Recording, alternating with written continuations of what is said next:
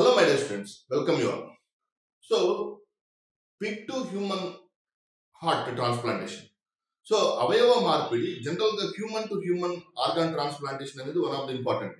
కానీ పంది యొక్క గుండెని మానవుని యొక్క శరీరంలోకి ప్రవేశపెట్టడం అనేది చాలా చాలా important concept. So human heart ని ట్రాన్స్ప్లాంట్ చేయడానికి చాలా టెక్నికల్ గ్లిచెస్ కావచ్చు, ఛాలెంజెస్ ఉంటాయి. Okay, so availability of organs, deficiency of అంటే లిమిటెడ్ సోర్సెస్ ఉంటాయి. వేరే సో పిగ్ యొక్క హార్ట్ ని ఎందుకు హ్యూమన్స్ లో అంటే because size and shape of the pig heart almost matches with the size and shape of the human heart. And second thing ఏంటంటే pig rearing చాలా easy. Whereas in the case of chimpanzee, gorilla లాంటి వాటిని మనం ఒక limited space లో పెంచలేము. So Pig ని rearing పందులు పెంచడం చాలా ఈజీ. సో దట్ ఒక జెనెటికల్లీ మాడిఫైడ్ పిగ్ ని కనుక తయారు చేసుకొని ఆ పిగ్ యొక్క జెనెటిక్స్ ని మార్చుకుంటూ హార్ట్ ని డైరెక్ట్ ఇన్సర్ట్ చేయగలగడం వన్ ఆఫ్ ది ఇంపార్టెంట్. అయితే శాస్త్రవేత్తలు ఈ ప్రయాణంలో కొంత మేరకు సక్సెస్ అయ్యారని చెప్పవచ్చు.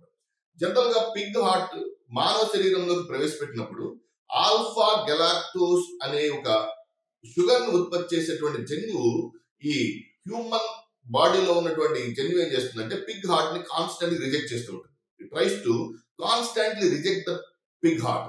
సో అప్పుడు ఏమవుతుందంటే ఎప్పుడైతే పిగ్ హార్ట్ రిజెక్ట్ అవుతుందో ఆటోమేటిక్ గా వీ కెన్ సీ దాన్ని పూర్తి స్థాయిలో ఎస్టాబ్లిష్ చేయడం కోసం జెనెటికల్ మాడిఫై చేయాలి. ఓకే, ఆల్ఫా గెలాక్టోస్ అనేటువంటి ఎంజైమ్ ప్రోటీన్ కాబట్టి ఆ ప్రోటీన్ ఉత్పత్తి చేసే జీన్ ని బ్లాక్ చేయడం.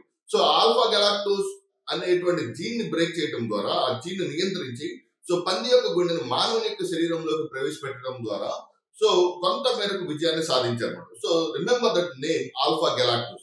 So I hope you understand this concept. Thank you very much. All the very best. God bless you.